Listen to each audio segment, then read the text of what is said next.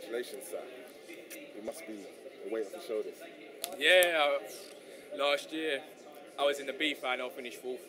As you can know, it wasn't the place to be for me. I was much better than that.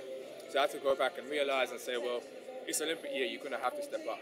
And literally, we sat down and say, well, I can't just sit there and rest on my laurels in this Olympic year. I'm going to have to step up, and that's pretty much why I said after I'm not there, the individual, I have to be there as a relay guy.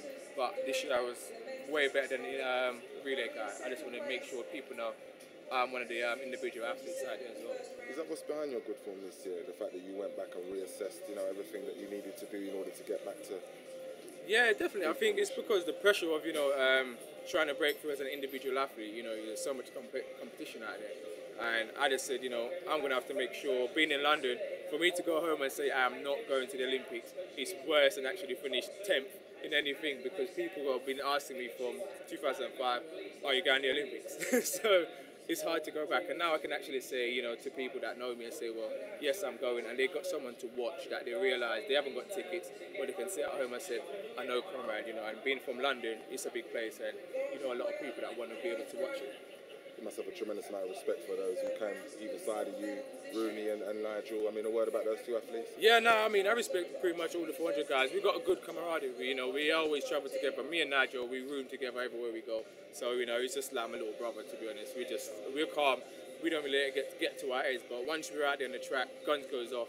I don't know him, I don't really want to know him. And that's the way you have to be, because he could crush my dreams easily as I crush his, and it just happened to be this time I'm on top. And it's a good place to be, but I'll be, Martin's there, we race him all the time, and he respects us, we respect him. So that's the main thing for us, to just make sure we go there, because we're going to need each other come relay time.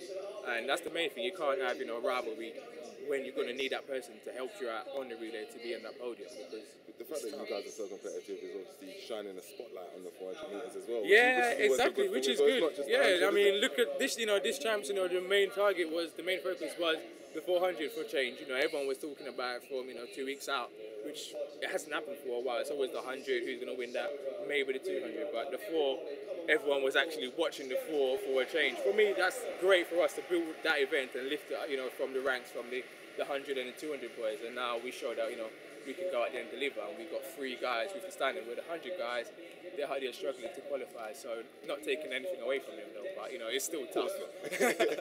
So what you can do come the Olympics? What can you achieve? Now I can actually plan for it.